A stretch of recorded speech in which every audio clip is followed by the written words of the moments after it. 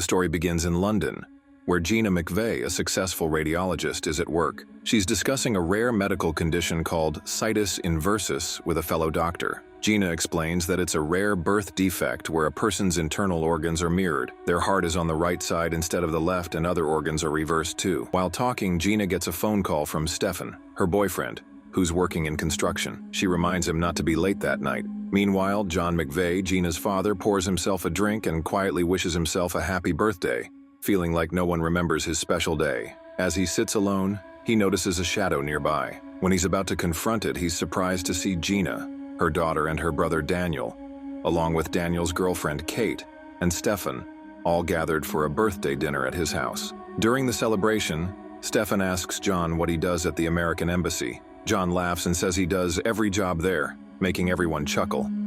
John then shares a funny story about a woman and her husband, which makes the group laugh even more.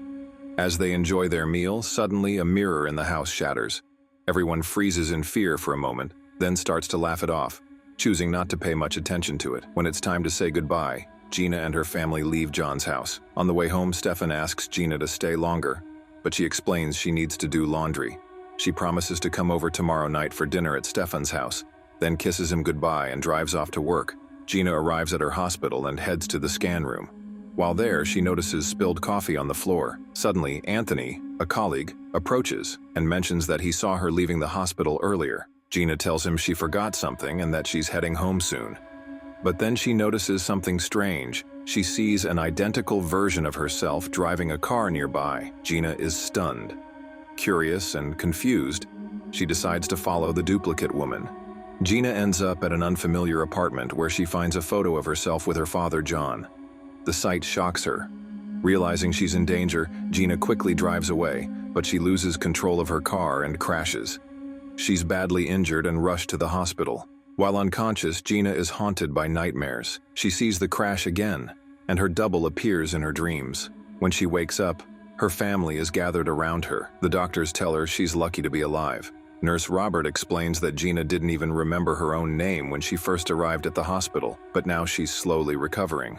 Dr. Kenrick mentions that Gina's memory is fuzzy and recommends counseling to help her regain her past. John visits Gina at the hospital, recalling the last time he saw her. He remembers a childhood incident when Gina fell off a horse and broke her arm, which inspired her dream to become a radiologist. Her family stays with her, and the doctors reassure them that Gina is improving, but needs further help. The hospital doctor suggests she see a counselor, Dr. Robert Zuckman, to address her memory issues. Gina agrees, and the next day she meets with Dr. Robert.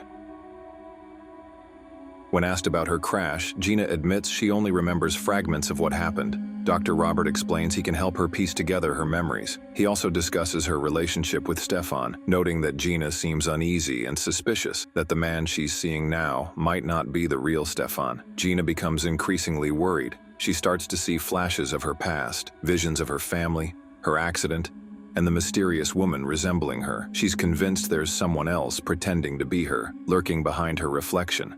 Her nightmares grow more intense, filled with blood, monsters, and her family transforming into strangers. One day, Dr. Robert suggests that her symptoms might be related to Capgras syndrome, a rare condition where a person believes someone close to them has been replaced by an imposter. He explains that her brain trauma from the crash could have caused this delusion. He advises her to revisit her crashed car, hoping it will trigger her memories. Gina visits her wrecked car at the hospital's garage. She's filled with unease but hopes to find clues. Her tests, including a CT scan, are performed to better understand her condition. Dr. Myers explains that Capgras syndrome is very rare, and her fuzzy memories could be a sign of brain injury or trauma from the accident. More tests are needed to determine what's really happening. Gina storms out of the hospital room, saying she doesn't want to go through any more tests. Dr. Robert follows her, trying to calm her down. He tells her he understands how she feels, but Gina snaps back. He doesn't know what it's like to lose your memories. Dr. Robert gently reassures her that her memories will eventually return. Gina then asks about Stefan, and Dr. Robert explains that, according to Dr. Myers, Gina's memory loss and her fear of Stefan are somehow connected. He believes that once her fear fades, her memories might start to come back. He suggests she check her old car. Maybe it'll trigger something. Meanwhile, Daniel and Kate return to their apartment. In the stairwell, they see their neighbor looking nervous and distressed. He opens his mouth to say something, but stops when his wife appears behind the door, watching him silently. The man quickly retreats into his apartment, leaving Daniel and Kate confused. Gina visits the auto shop where her car is being kept. She finds her old, broken red Jeep and sits inside, hoping to remember something. Inside the car, she discovers a photo, one she's seen before in an unfamiliar apartment. It's a picture of her and her father, John. As she stares at it, she hears glass shatter. Turning around, she sees something terrifying. Two identical dogs fighting beside a broken mirror. Elsewhere, John's secretary hands him some documents and asks if he's okay. Confused, John asks why she's concerned. She says she saw him earlier in the street during lunch and tried to greet him, but he ignored her.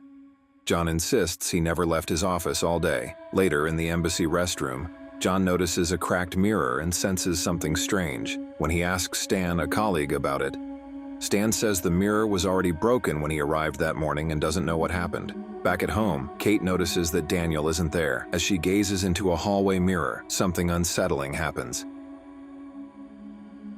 She sees a shadowy version of her home reflected, and in it, a mysterious figure watching her. Unaware of the presence, Kate goes to shower. Suddenly, the sound of shattering glass breaks the silence. Another woman, identical to Kate, enters the bathroom and brutally murders her. Meanwhile, Gina is on a bus, lost in thought, haunted by the memory of a car crash. She notices an eerie old woman staring at her. Disturbed, Gina gets off the bus, only to find the station locked. She ends up trapped inside. Still clutching the photo, Gina walks to the edge of the subway platform when someone bumps into her, making her drop the picture onto the tracks. As a train approaches, she reaches down and barely manages to grab the photo. Escaping the train by inches, Gina visits her father and tells him about her strange day. She shows him the photo and John says something odd. Maybe it's not me. He also mentions that her doctor had called him, worried about Gina's belief that Stefan has changed. Gina tries calling Stefan, but he doesn't answer. Worried, she goes to his flat and finds it completely deserted. The sound of dripping water leads her to the attic, where she finds Stefan, dead, his head smashed onto a pipe. Frightened, Gina calls her father, but their call is cut off when a man who looks exactly like John steps out of the shadows. Terrified, Gina locks herself in the bathroom. Someone tries to break in, shaking the doorknob violently. She escapes through the bathroom window just as a man, who looks exactly like Stefan, enters the room. Gina runs through the streets and ducks into a phone booth. As she picks up the receiver, pieces of her day flash before her eyes. She calls her brother Daniel and tells him everything about the strange woman who looks like her and how she followed her into an apartment. Daniel listens carefully, then tells her that the apartment she followed the woman into is actually her own home. The call ends. Daniel, now alarmed, notices broken mirror shards on the floor. As he explores the apartment, he hears a scrubbing sound coming from the bathroom. Inside, he sees Kate, alive but emotionless, cleaning up a blood-stained floor. She stands up, looks at him, and shows no reaction. Gina returns to her flat. The watchman lets her in and gives her a spare key.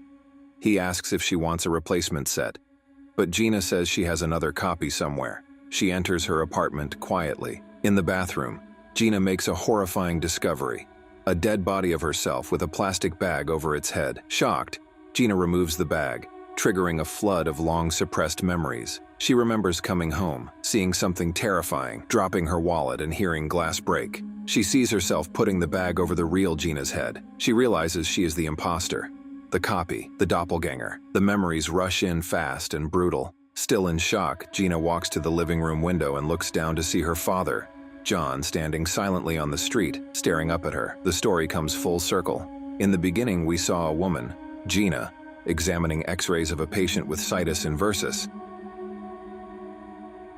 a rare condition where organs are mirrored from their normal positions. It's now revealed that Gina herself has this condition, hinting that she's not the real Gina, but a mirrored version, possibly from another dimension. In the final scenes, Daniel visits Gina at the hospital, but as soon as he sees her, he realizes this isn't his sister. Just like Gina had realized Stefan wasn't really Stefan, Daniel now sees the truth. This Gina is a copy, a reflection. Frightened, Daniel runs.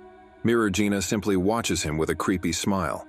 Later, Mirror Gina is seen driving away in her car, calmly and confidently, headed to an unknown destination, still smiling. And to smile because you are looking at a great story, I recommend you click my recaps on the right. Don't forget to subscribe for future uploads. As always, Grab your popcorn, enjoy yourself, and see you soon, my friend.